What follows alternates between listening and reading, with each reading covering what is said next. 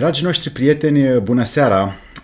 Bine v-am găsit la o emisiune. Mulțumesc celor care vor să participe și care vor să învețe despre acest protocol care înseamnă curățarea intracelulară, curățarea țesuturilor, organelor, creierului și întregului corp omenesc. Ei bine, ca psiholog mi-am adâncit foarte mult cercetările pentru că mi-am dat seama că natura comportamentului nostru vine într-adevăr și dintr-o zonă fizică, fiziologică, biochimică, biofizică a acestui corp în care stă încapsulat pentru sfânta educație sufletul.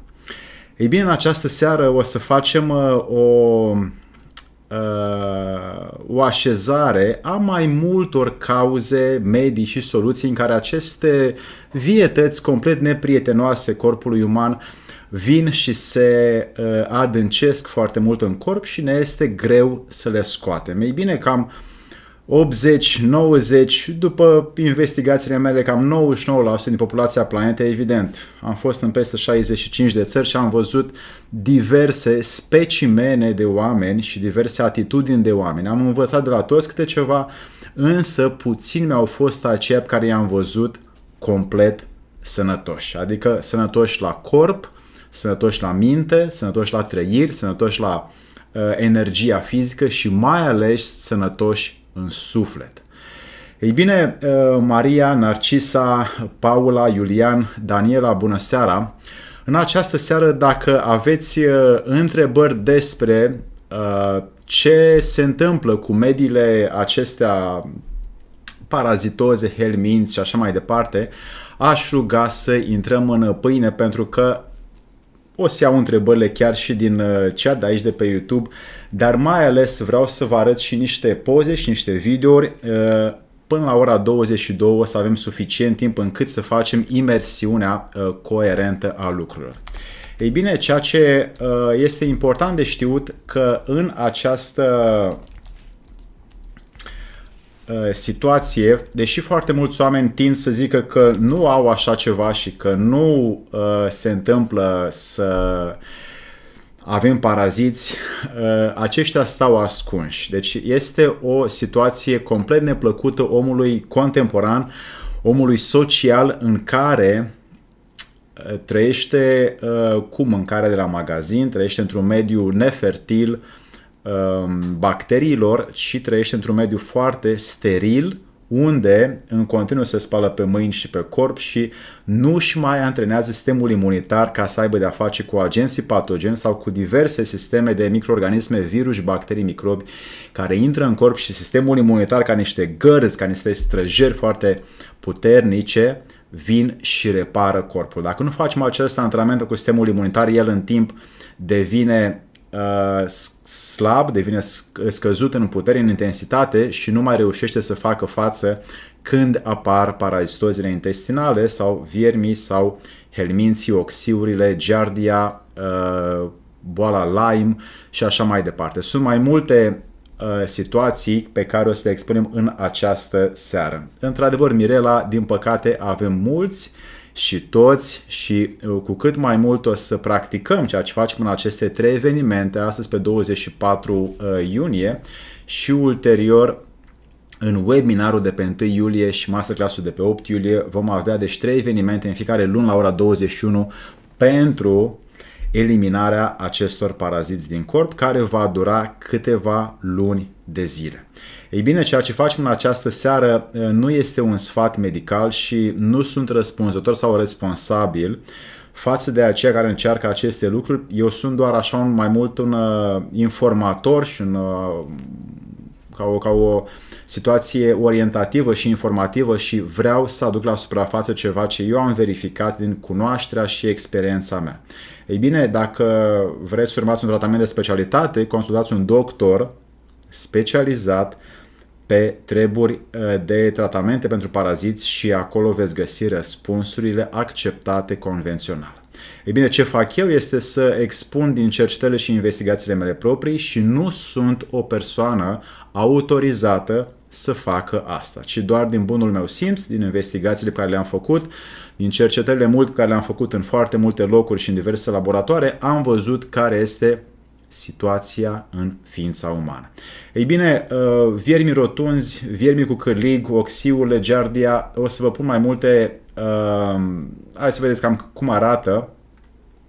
Acesta este ceea ce se numește în limbajul medical ascaridioză sau mai exact, așa se numește boala, dar mai exact se numesc limbrici și au diverse, în limba engleză, mai multe caracteristici și specificații pe care vi le las în această poză și le puteți face un print screen sau copia dacă vreți. De asemenea, găsiți aici. Aici, de asemenea, găsiți la fel această ascardioză, care este boala sub care infestarea cu limbrici, mai ales la copii, la tineri, la adolescenți, se întâmplă foarte, foarte des. De asemenea, pentru cine dorește să scape de acest lucru, vedeți această emisiune până la sfârșit, pentru că aproximativ 3 miliarde de oameni din studii, dar după părerea mea sunt vreo 6, 7, 8 aproape, care au paraziți din diverse surse, pentru că paraziții trăiesc doar în mediul în care colonul, adică intestinul gros, nu mai funcționează bine. Repet, intestinul gros că nu mai funcționează bine și nu mai are bacterii și nu mai are flora intestinală în deplină putere, atunci apar viermișorii intestinali de diverse grade, proporții și doze. Aici avem o poză cum arată tenia, iarăși este răspândită mai ales în țările subdezvoltate și aproximativ 300-400 de mii de oameni în fiecare an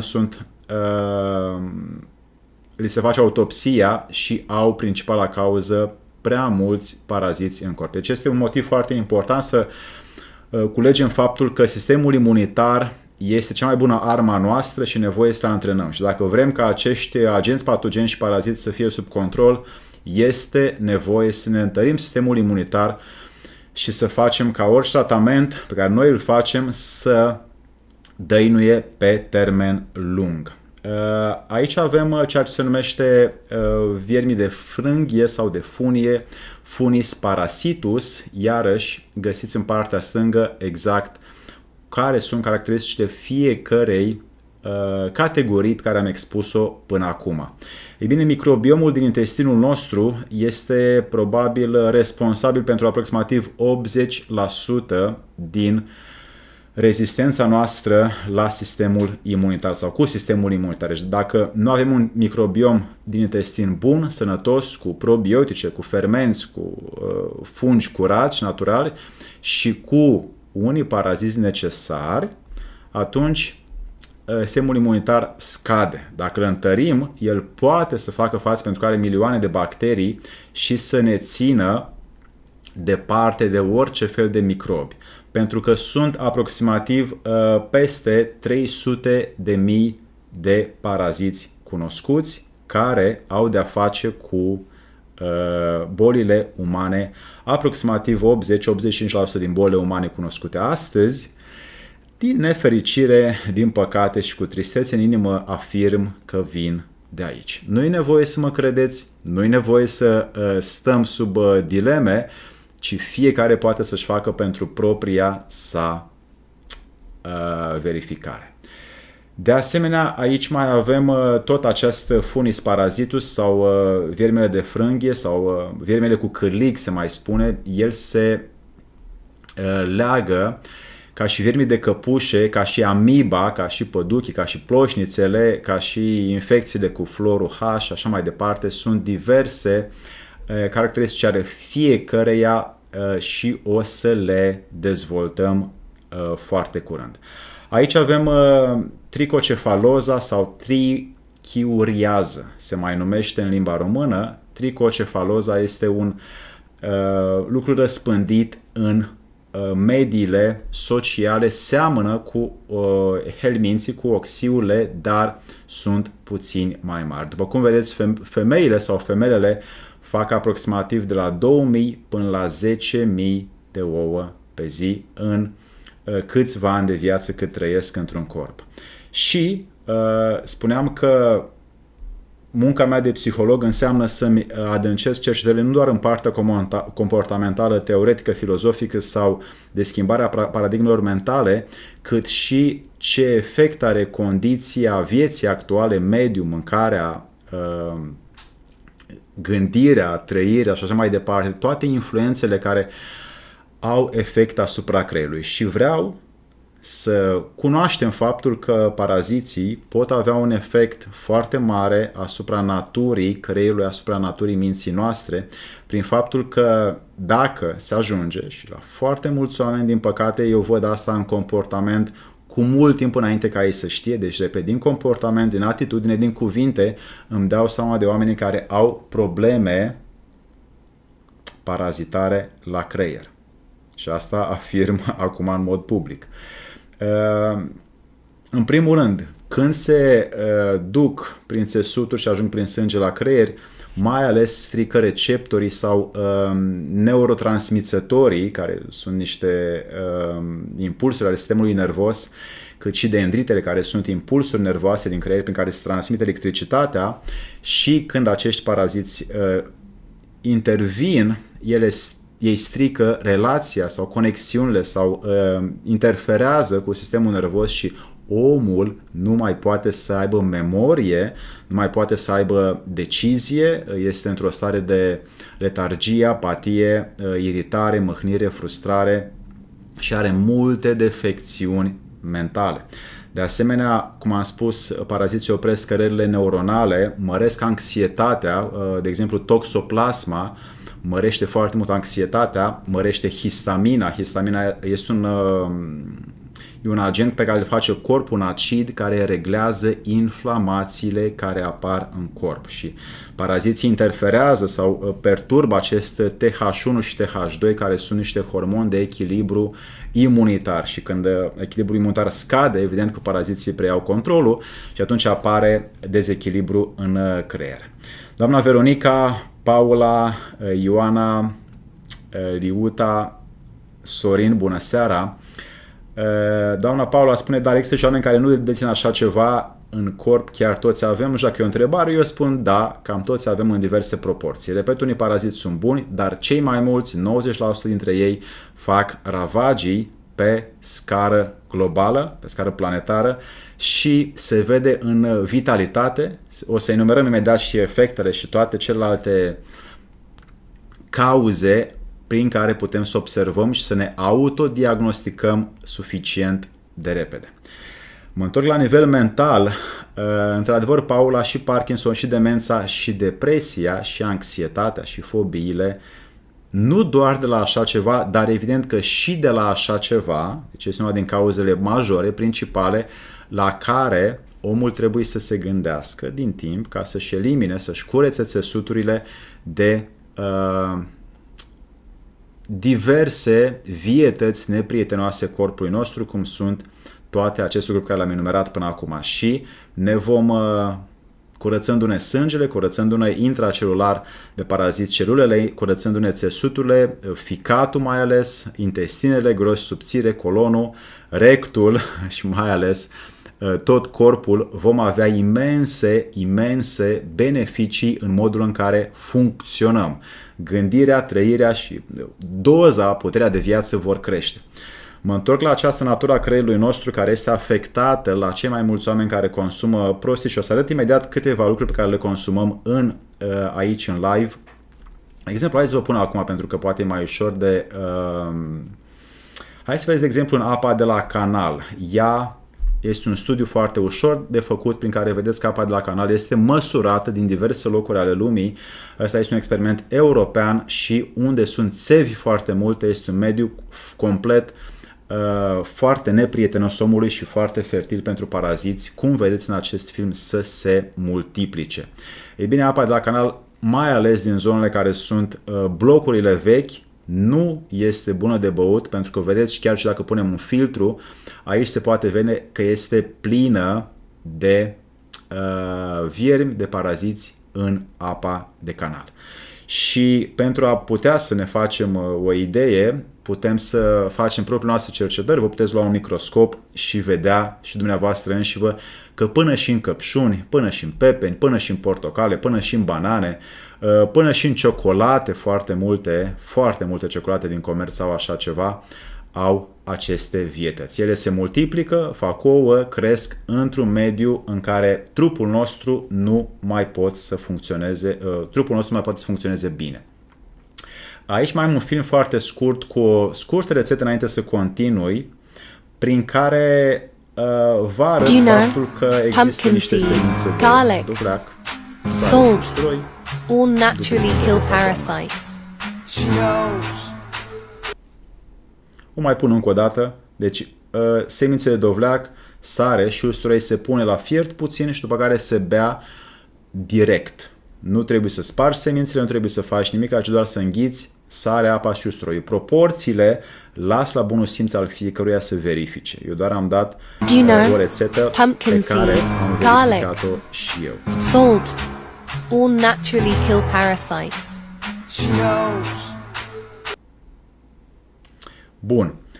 Mă întorc la parazitarea creierului, care are efecte, cum am spus, în comportament, mai ales că amplifică hormonul acesta de dopamină, de plăcere, că vrem să ne placă și facem slide pe un telefon, slide pe un alt telefon, facem în continuu slide în altă parte să căutăm, m-a plăcut cineva mi-a scris, ce îmi place să mă uit la asta. Și dopamina este acest hormon al plăcerii de scurtă durată care creează dependență și omul devine, datorită plăcerii pe care și-a creat-o, adictiv, dependent de ceva. Deci, iarăși, paraziții sunt la baza multiplicării efectului de dopamină, adică a adicțiilor și a dependențelor de lucruri de social media, de alcool, de fumat, de halucinogene psihedelice și alte vicii sociale. Pe de altă parte, tot în creier, alte probleme care apar este că amplifică inflamațiile care apar în creier, care pot duce în timp la cefalee de tip cluster, la migrene, la epilepsie, la dependențe, cum am spus, și în cazul dopaminei. Pe de altă parte, ce mai fac paraziții este că mai fură serotonina. Da? Tot un hormon necesar, și când se fură serotonina, adică efectiv paraziții vin și îl iau ca ei să-și sporească mișcarea ca să se reproducă și ca să se hrănească. Așa că dacă vreți să faci mai degrabă sisteme de curățare, stați și uitați-vă până la finalul acestei emisiuni, cât și în viitoarele emisiuni pe care vreau să vi le arăt imediat, pe care le vom face în puterea voinței voastre și pe 1 aprilie, cât și pe 8 aprilie, și vă las aici, așa, puteți să vedeți și vă las linkul pentru înscriere. Este un webinar gratuit. Apa mării nu conține paraziți pentru că este sărată, și dorința mea este să participați, dacă vreți, la acest webinar la care am lăsat linkul pentru 1 aprilie 2024 pentru deparazitare. Vom face substanțe, curățări și procese de deparazitare. Domnul Guter, felicitări pentru ceea ce ați spus, într-adevăr, de 4 ori pe an de solstiții de echinocțiu și chiar și după luna plină se face curățare. Domnul face Shanka Prakshalana, care este mai mult curățarea intestinelor cu apă sărată. Eu mai mult vorbesc de curățare cu substanțe active pe care o să le vedeți în acest video.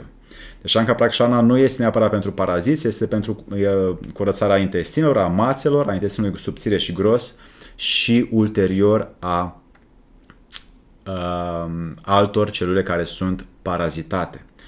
Așadar, vă aștept în acest eveniment care va fi pe 1 iulie la ora 21, webinar gratuit online. Am lăsat linkul aici, vă puteți înscrie, unde o să facem mai multe cercetări pe care o să le expunem pentru cine vrea să le vadă. De asemenea, pe masterclass 1 și de fapt o să fie doar pe 8 iulie. Aici este scris 1 și 8 iulie, dar este doar pe 8 iulie și vă puteți înscrie de aici și la masterclass și la webinar locurile sunt limitate. Așadar, puteți să vă înscrieți ca să vă prindeți locul aici. Este 97 de lei participarea, o singură sesiune. O singură sesiune va fi în masterclass-ul de pe 8 iulie, substanțe și proceduri, în care vom dezvolta foarte, foarte multe lucruri. Aici, când poți să vezi videoul la ce se întâmplă cu aceste lucruri și îți vei dedica timpul, dacă vrei să ajuți familia, cât și pe tine însuți, poți să participi la aceste două evenimente. Mai departe, o să vă vorbesc câteva lucruri despre simptomele care apar în corpul nostru. Ei bine, primul lucru și cel mai răspândit în această minunată lume în care noi trăim este efectul zahărului. Ei bine, paraziții se hrănesc cu monozaharide, dizaharide, trizaharide, tetrazaharide și sunt care au mai multe brațe de zaharuri și fructoză, și sucroză, și zaharoză sunt diferite părți ale zaharurilor, diferite elemente chimice care sunt din categoria zaharidelor, care paraziții le consumă cum bem noi apă pe o zi toridă de vară. Așadar, aici sunt câteva efecte toxice ale zahărului, sunt în limba engleză, o puteți face o poză la ele ca să le aveți și pentru cine vrea să le ia în calcul, atunci o să beneficieze de cunoașterea faptului că știe în ce se bagă, adică e un om responsabil, când îi mai vin pofte de dulce. Deci paraziții în corp se hrănesc cu zaharuri, cu fungi și cu carbohidrați.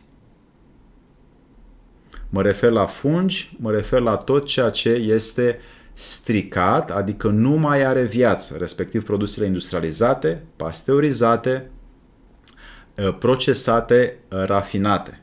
Toate acestea nu mai au viață în ele, paraziții se hrănesc cu ele și apare în corp, primul simptom are legătură cu digestia, sunt reacții digestive de la paraziți și sistemul nostru imunitar, chiar dacă nu poate să omoare pe toți, el în timp intră în declin și după o călătorie foarte, foarte lungă sau istovitoare a sistemului imunitar dorind să omoare paraziții, vede că nu reușește și asta consumă energie și în timp digestia, fie că este prin diaree, fie că este prin constipație, fie că este prin balonare, sunt afecțiuni digestive care sunt din cauza parazitozilor intestinale. Ei bine, mi-am făcut bine temele pentru dumneavoastră în mai mulți ani de cercetare asupra acestei condiții foarte dure a vieții pe care îmi doresc să o împart cu cei care într-adevăr sunt oameni responsabili, oameni de bun simț. De câte ori fac pe an de parazitare, de câte ori pot și am timp și oriunde mă aflu, caut. Chiar și acesta este o băutură foarte, foarte amară care mă ajută la așa ceva. La alții apare greața, tot ca un simptom al reacției sistemului imunitar la uciderea parazitului. Deci când ne este greață, în primul rând ficatul și paraziții sunt cauza cauzelor, da? Aia este sursa. Un alt factor prin care vedem cum ne simțim când avem paraziți este oboseala. Și putem să ne dăm seama că paraziții consumă substanțele nutritive și sistemul imunitar muncește ca să scoată și ne lasă istoviți. Așa că dacă apare letargia, apatia și vorbim de oboseală, oboseala vine pentru că sistemul imunitar caută, dorește, muncește, trudește, transpiră să omoare parazitul și nu reușește și aici se ridică foarte mult nivelul de histamină. Histamina, cum am spus, este un fel de otrăvuri de oboseală care apar în reacțiile sistemului imunitar când acesta lucrează și pentru cine vrea să facem treburi adevărate medicale, e bine să cunoașteți faptul că hormonii de echilibru imunitar și TS1 și TS2 TH1 și TH2 sunt necesari pentru reducerea inflamațiilor în corp. Dacă sunt prea mulți paraziți, se crește nivelul de histamină și apare efectul în oboseală, în letargie, apatie, deznădejde, lipsă de speranță, lipsă de nădejde, lipsă de încredere în oameni și nu mai putem să stăm cu forță vitală și să ne refacem condiția vieții. Doamna Carmen Floare este o băutură bazată pe mai multe lucruri, inclusiv pe oțet și lămâie, dar și pe alte lucruri am pus în ea. Eu când îmi fac niște cocktailuri din astea, unii care beau, cum au fost și în tabără, dacă au o pălărie în cap le sare, pentru că sunt lucruri puternice, dar sub supraveghere sau sub observație avem multe beneficii când suntem împreună.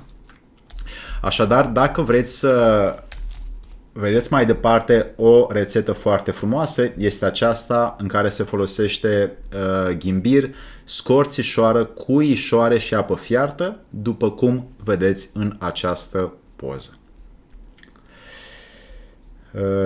Ceaiul de lavandă, fug cât se poate de el, nu vreau să aud de așa ceva niciodată. Lavanda este o plantă hibridă, nu crește în mod natural, nu este o plantă naturală și nu înlătură paraziții din perspectiva mea, din obligațiile spirituale pe care le am, din verificările mele, nu am văzut rezultat. Dar dacă pentru doamna Paula Liana merge, bravo, bravo. Ok.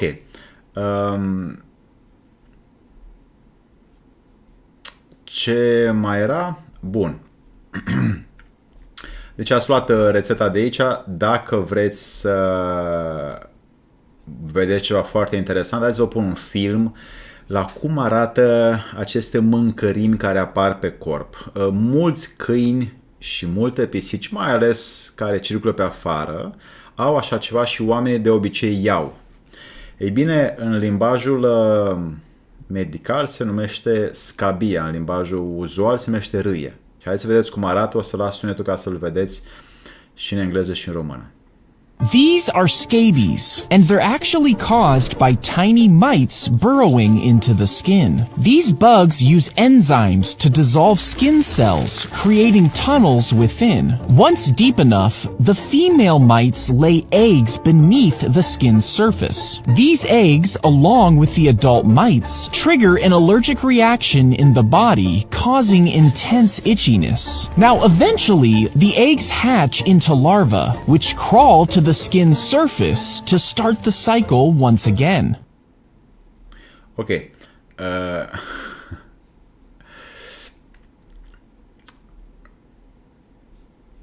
Un alt simptom care apare sau autodiagnosticare și o evaluare proprie este că apare uneori mâncărimi în zona rectală, mai ales noaptea, sunt mâncărimi care apar, Doamne, uneori la vagină, alteori la rect și când aceste mâncărimi se ridică prin corp, în acea zonă sunt destul de mulți paraziți. Ei bine, enterobiază, acestea sunt, asta este boala, așa se numește, de la Enterobius vermicularis și se numesc în limbajul uzual oxiuri sau helminții. Sunt cei mai micuți, dar sunt foarte, foarte mulți. Ăștia sunt haită, nu te joci cu ei, multă lume are așa ceva, mai ales dacă unul din familie face, fac și ceilalți și se întâmplă mai ales în zonele sau între oamenii care nu trăiesc într-un mediu fertil, care nu consumă ce trebuie, adică care trăiesc prea mult într-un mediu steril, care trăiesc într-un mediu fertil pentru mizerie, care mănâncă lucruri pasteurizate, rafinate, industrializate, procesate și așa mai departe, pentru că acestea nu mai au viață și se aprind în ele paraziții. Ei bine, pentru cine dorește să știe cum să lucreze cu ele, vom avea multe instrumente de lucru. Vreau să vă arăt unul din lucrurile pe care le folosesc chiar și în acest băutură magică. care se numește oțet de mere. Este un oțet de cidru de mere care are cultură. Patricia și Paul Bragg în 1972 vindecau zeci de mii de oameni în Hawaii, au patent pe acest oțet de cidru de mere și foarte, foarte mulți oameni își doresc să se vindece cu el. Eu îl consum și crud, câte o linguriță, sau îl mai pun și în apă, îl amestec, îl diluez cu alte substanțe, chiar și cu apă, și beau. Este unul dintre cele mai puternice și vindecătoare oțeturi din lume. Dacă totuși știi să faci oțet din mere curat, lași 4 luni merele la fermentat în propriul suc și după aia strecori și ăla este oțetul. Dacă ai o curte unde îți permiți să faci chestia asta și poți păstrezi cât de cât temperatura sau într-un beci, va fi un real folos. De asemenea,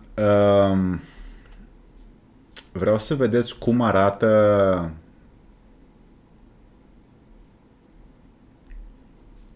aceste uleiuri esențiale, care începem de sus în jos. De fapt, de sus, de la stânga la dreapta, avem negrilica, care se ia în primul rând. Deci astea sunt toate uleiuri esențiale și nu răspund în fața ingerării. Repet, sunt uleiuri foarte puternice, cum de exemplu este Tansy. Este ulei esențial, e o plantă foarte puternică care arată așa. Pumpkin seed. Și această plantă Tansy, Tanacetum vulgare, se numește în limba latină, se dă și pentru femeile care au lipsă de menstruație, care au probleme pelviene. Este o plantă foarte, foarte puternică. La câteva picături în care se ia pe stomacul gol, omul poate scade din picioare și să-i stea inima. Deci nu ne jucăm cu lucrurile astea. Repet, aceste uleiuri esențiale le luați după bunul simț și după propria responsabilitate. Nu sunt responsabil pentru cine ia mai mult și nu vreau să vreau să dorm liniștit noaptea. Eu doar spun faptul că, din experiențe cunoscute, am văzut oameni care s-au deparazitat cu ulei de negrilică, cu ulei de mușețel, cu ulei de scorțișoară, de cuișoare, de fenicul, de tămâie, frankincense, de ghimbir, de mir smirnă, de oregano, de tansy. Am arătat planta mai devreme, o mai arăt încă o dată ca să știți. Este cea mai puternică dintre toate acestea 12 și are efectele cele mai rapide. Uleiul esențial de arborele de ceai, cât și uleiul esențial de cimbru sau thyme. Ei bine, aceste uleiuri esențiale sunt în cazurile în care se începe de la o picătură. Pentru cine vrea să testeze ingerarea, n-are decât. Pentru cine are curajul, bine, pentru cine nu, poate să rămână la usturoi și la ceapă curată și la un rachiu bun, care în trecut bunicii noștri își vindecau paraziții și își vindecau corpul și eliminau paraziții din corp cu o palincă de 60 de grade în care, chiar dacă după 2 pahare le se aburea cât de cât capul, era un antibiotic perfect, un antiparazitar perfect, antimicrobian, antiseptic și, într-adevăr, oamenii trăiau mult și bine. Doamna Paula, nu am încercat aceste uleiuri, nu știu despre ce este vorba. Dacă aveți recomandări, puteți să le faceți în mediul privat. Nu aș vrea să fac reclamă la niciun fel de brand. Știu că sunt foarte multe branduri care livrează uleiuri esențiale. Eu, ceea ce vorbesc, fiind un om simplu, nu promovez lucrurile scumpe, nu promovez business-urile cu vindecarea umană și nu promovez comerțul acesta care ia amploare din ce în ce mai mult, care oamenii plătesc zeci de mii de euro și de lei pentru niște lucruri pe care le pot face cu aproape nimic. Deci nu mă cobor la acel nivel în care să dau sfatul oamenilor să facă lucrurile scumpe, pentru că cunosc natura omului și vreau să fie accesibil ori și cui pe această planetă. Doamna Alina, da, pot fi și uleiuri esențiale puse în masaje externe, dar efectele evident că sunt mai scăzute, pentru că orice punem pe masajul extern intră și în bloodstream, în circulația sanguină, în vasele de sânge. Deci tot ce punem, nu vă mai spun de unde se mai iau, din șampoane, din geluri de duș, din loțiuni de păr, din loțiuni de corp, din creme, din rujuri, sunt peste tot. Sunt atât de multe studii și cercetări pe care o să le arăt și în webinar, o să le arăt și în masterclass, în câte locuri se găsesc oameni care efectiv și-au cumpărat microscoape și au început să își testeze singuri mediul în care trăiesc. Și fiecare poate să vadă astăzi, nu este nimic de ascuns, fiecare poate să cerceteze pentru propria sa viață. Aceste uleiuri la masajele externe sunt cele mai bune dintre orice poți să pui pe piele. Deci poți să pui, eu de exemplu aseară am făcut o baie cu foarte multe minerale și după baie am ieșit afară în costumul lui Adam și m-am relaxat sub clar de lună, vreo jumătate de oră. M-am îmbălsămat cu uleiuri. Pentru că corpul avea porii deschiși, am făcut baia, am băgat mineralele, am pus uleiul pe corp, m-am dus, m-am culcat la 1:30 noaptea. Și atunci, da, mi-a luat să fac tot procesul ăsta vreo 2 ore, 2 ore jumătate, dar îl fac o dată pe lună sau o dată la 2 luni, depinde când am timp, dar merită. Și atunci eu nu folosesc geluri de duș, nu folosesc șampoane, nu folosesc nimic din comerț, practic, ci caut să-mi creez din bunul simț lucrurile care sunt necesare corpului fără să fie chimicalizat sau rafinat sau procesat, în care să fie foarte multe formule chimice distrugătoare de celulă umană sau distrugătoare de sânge. Intern se poate lua cu apă, o picătură la o linguriță și se ia cu apă. Pentru cine vrea, eu am avut cauze, am avut situații și mi-a cauzat o dată apropierea de ultimul drum.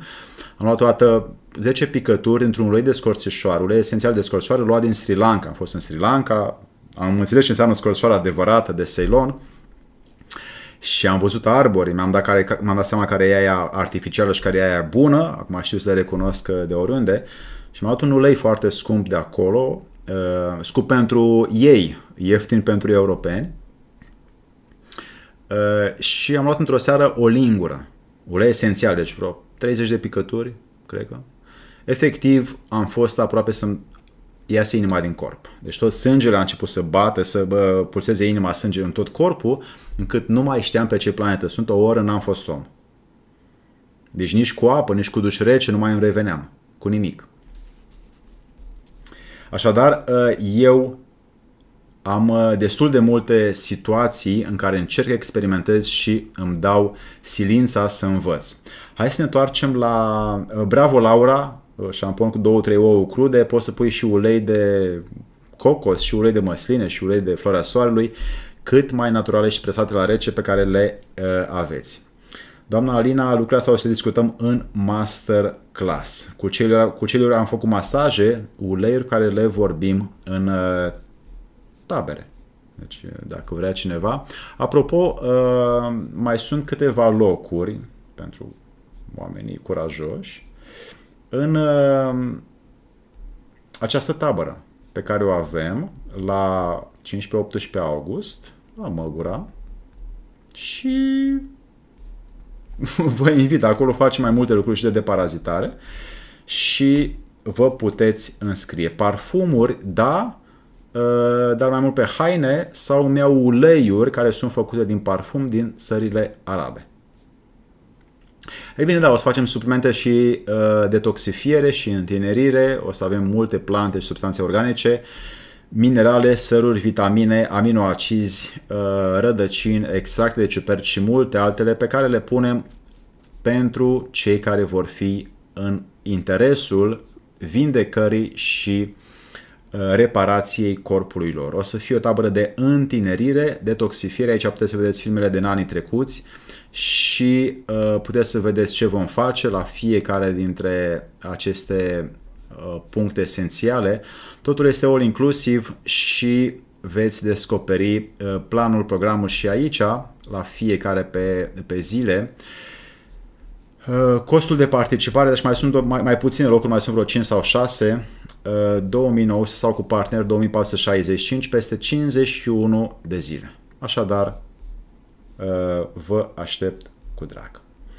Întorcându-mă la simptome sau autodiagnosticare și autoevaluare, la mulți oameni se vede parazitarea corpului prin schimbarea de dispoziție.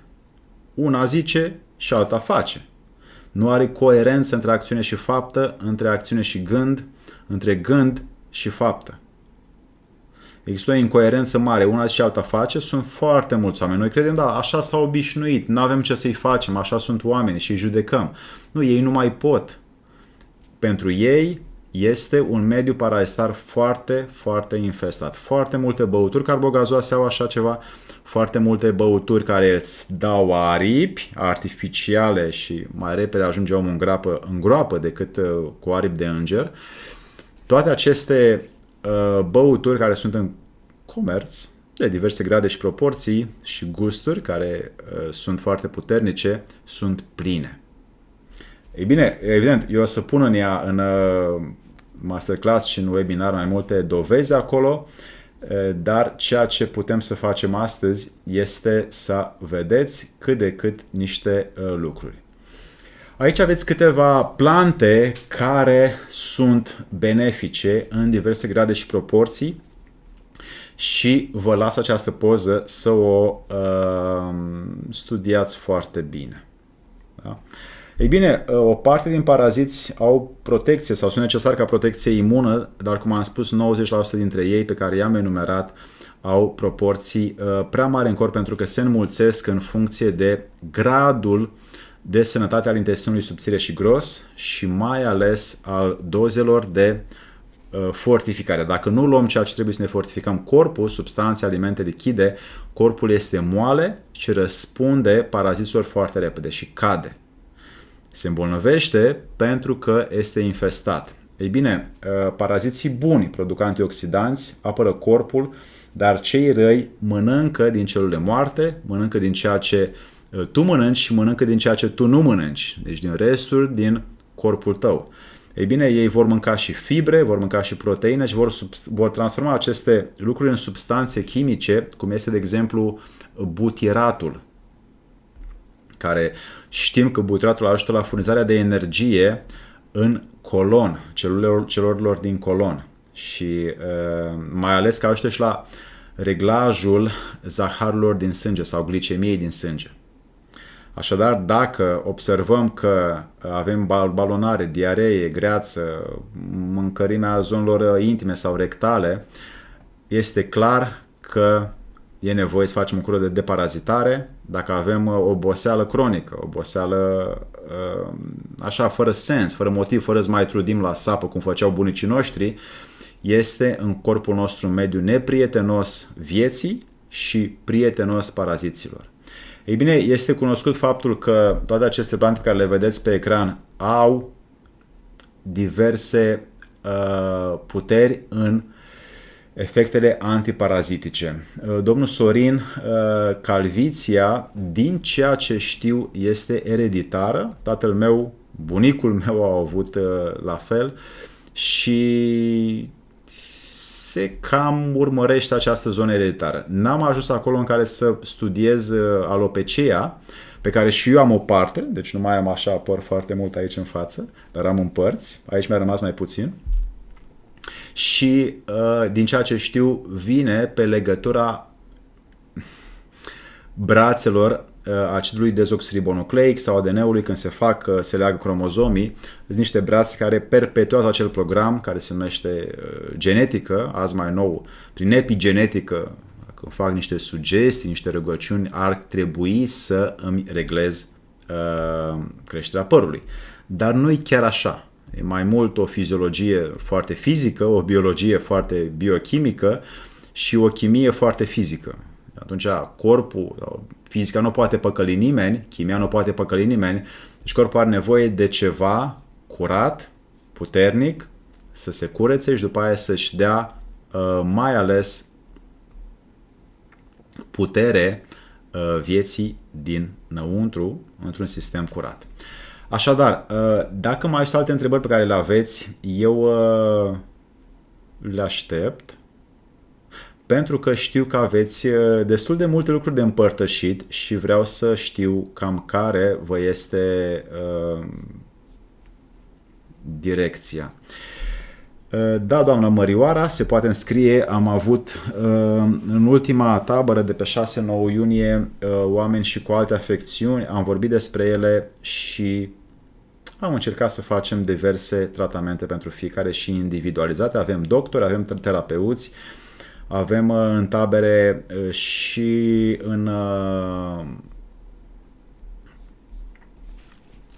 și la Măgura, cât și în Madeira, pentru cine încă nu s-a înscris, mai sunt niște locuri acolo. Avem un domn, un prieten foarte bun care face masaje la organele vitale, respectiv despalmează, are un har, simte că organul vital este blocat, deblochează aorta, deblochează organele vitale și este domnul Florin Barbu, pe care vreau să-l vi-l prezint. Deci aici pe Alexandru Pleșa / Madeira putem să vă vedeți.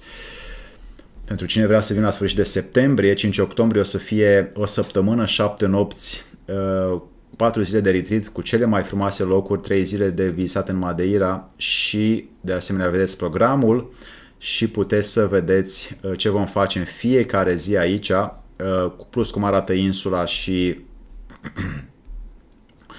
cel mai frumos conac pe care o să-l vedeți acolo este în acest retreat. Mai sunt 95 de zile până atunci și vă așteptăm cu drag. Mai sunt cam 6 locuri libere sau 5, nu mai știu exact în clipa asta. Avem o echipă foarte puternică, domnul Florin, terapeut în masaj visceral, atât la Măgura pe 15-18 octombrie, cât și în Madeira, o să ne ajute pentru reașezarea și repunerea în funcție a organelor noastre vitale, care sunt cele care duc viața. De asemenea, o să avem un invitat special, doctor în științe medicale și bacteriolog, care vine din New York, America, care este român. Așadar, vă așteptăm pe alexandruplesa.ro/Madeira, aveți linkul mai devreme în chat și o să facem și acolo multe astfel de lucruri pentru cine vrea să învețe cum să facă ulterior acasă. Domnul Vio, când îl mai vin pe domnul Bartolomeu, ți-a plăcut de vinerea trecută? Am făcut într-o zi de solistițiu de vară, o zi în care unul din polii Pământului e cel mai aproape de Soare. Respectiv, în ziua aceea primim cea mai multă lumină din an. Și cu acest om, care este un om foarte special și un om foarte rar, Bartolomeu, a fost o emisiune care a avut niște dereglaje puțin tehnice, dar încă se înțelege tot ceea ce spun și titrarea zilele astea. Îl puteți vedea pe YouTube. A fost live-ul de vineri 21 iunie din ziua de echinocțiu. Întreabă doamna Ana Maria Miriță cum se poate prepara rachiul de cuișoare.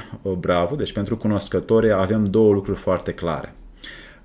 Rachiul de cuișoare, rachiu palincă sau țuică, sau dacă nu ai făcut cum trebuie ca lumea, se poate lua alcool de 75, 80, 90 de grade, alcool pur, se lasă cuișoarele minim o lună de zile, deci cam 200 de grame, 250 de grame de cuișoare la 1 kg de rachiu, la 1 kg de alcool. Se lasă o lună de zile, se scot cuișoarele și se bea rachiu.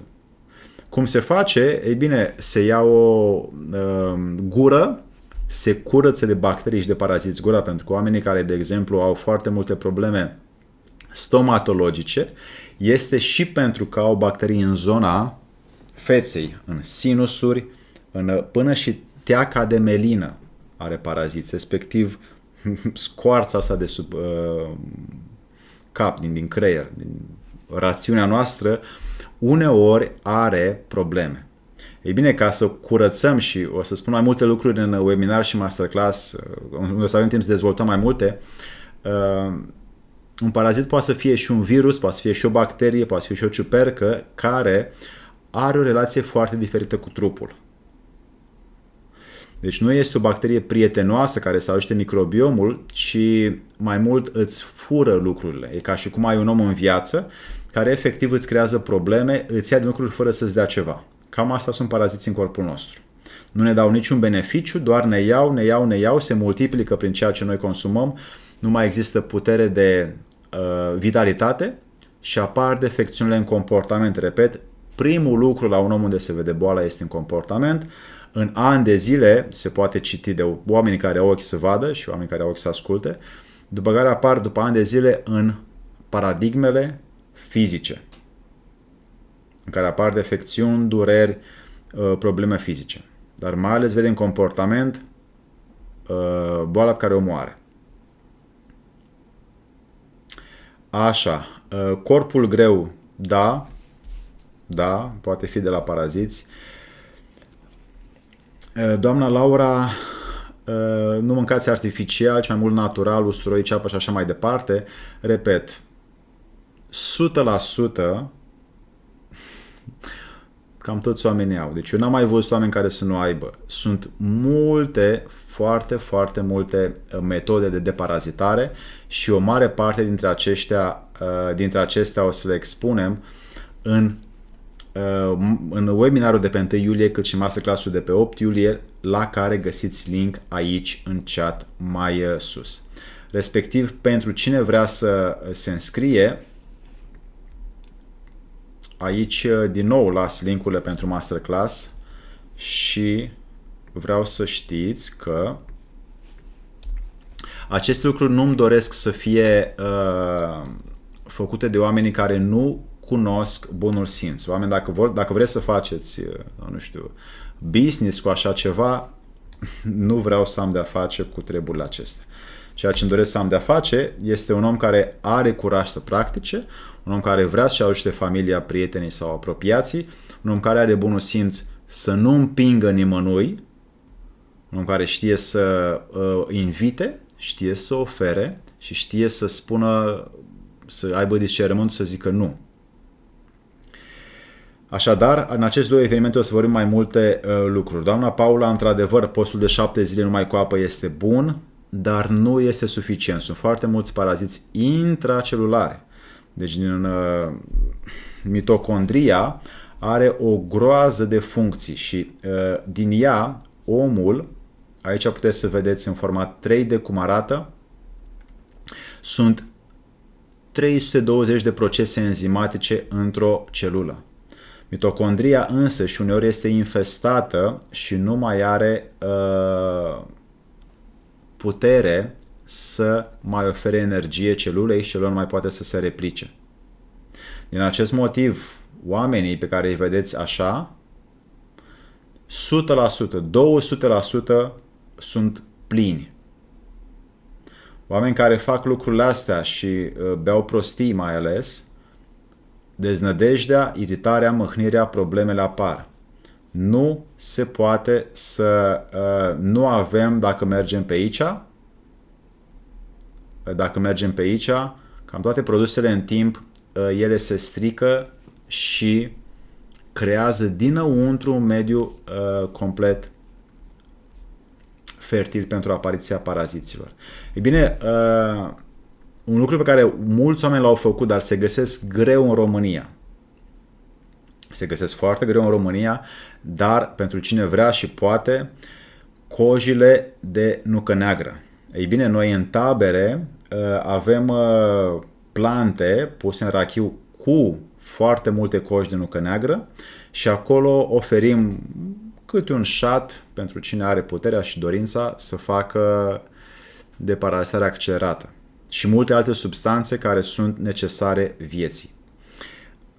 Dar nu se găsește ușor, oamenii nu știu cum să le prepare și e nevoie de puțină supraveghere pentru că adică el negrește, asta e nucă neagră, negrește cam orice lichid pui și pentru oameni poate să pară că e ceva ciudat. Dar este un lucru benefic. Nucile să fie cât mai proaspete, dacă găsiți, dacă nu se poate lua și extract, dacă vreți să intrați în lumea aceasta. Foarte mulți experți din lumea întreagă și am cunoscut și o parte dintre aceștia afirmă că bolile tumorale, mai ales bolile benigne sau maligne, au la bază microparaziți înăuntru și sunt infecție cu microparaziți. Ei bine, au fost multe cercetări. Doctorul Weber, în 1860, Alphonse Weber îl chema, a efectuat niște experiențe extraordinare, doctorul Alphonse Weber, repet, niște experiențe extraordinare pe cum a fotografiat niște celule care au invadate de către microparaziți și au văzut că ce au descoperit ei acolo era similar, dar la nivel microscopic. Erau niște microscope foarte puternici care astăzi nu mai sunt la fel de folosite. Deci foloseau microscope care aveau de 2, 3, 4 mii de ori putere de a intra în aliment. Sau un aliment sau în celulă. Și fiecare putea să vadă și acele lucruri nu au fost expuse și nu pot fi expuse mai departe. Însă doctorul Alphonse Weber a publicat niște articole și în țesutul tumoral se aflau microparaziți care de fapt creșteau în acel țesut mort și oamenii se îmbolnăveau și nu mai puteau să scape. Ei bine, aici vă pun din nou câteva poze cu aceste lucruri. Nu sunt plăcute de văzut, dar utile de știut. Pentru cine are putere, vă las din nou acest film cu apa de canal pe care mai ales blocurile mai vechi de anii 2000 încoace, deci mai vechi de 2000, de cel puțin 20 de ani, care au țevi vechi, sunt pline țevile de astfel de lucruri. Deci nu mai beți apă de acolo, este apă infestată, mai ales și în zonele unde nu mai există filtre. Dacă aveți apă de puț, cum am și eu, trebuie să folosiți filtre și din ce în ce mai mult apă pe care să o curățați. Sunt substanțe de curățare și o să mai discutăm despre substanțele de curățare pentru apa de puț în webinar și în masterclass.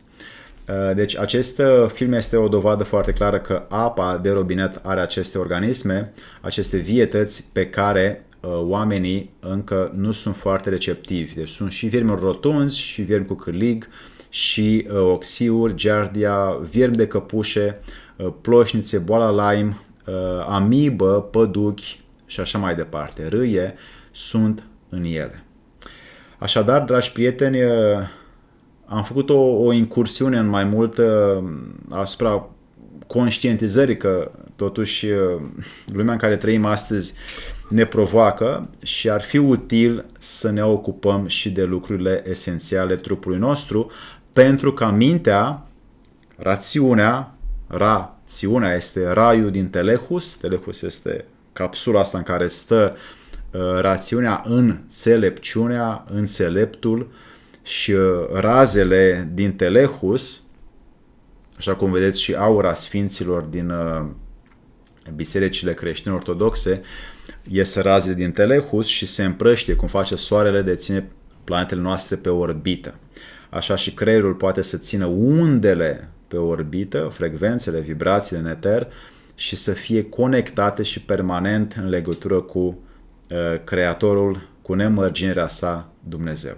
Ei bine, ca să fim disponibili, apți, capabili de așa ceva, cea mai bună soluție este curățarea și după aia nutriția. În toate cărțile vechi de medicină alternativă se vorbește mai întâi de deparazitare, nu se vorbește niciodată mai întâi de hrană sau de tratamente.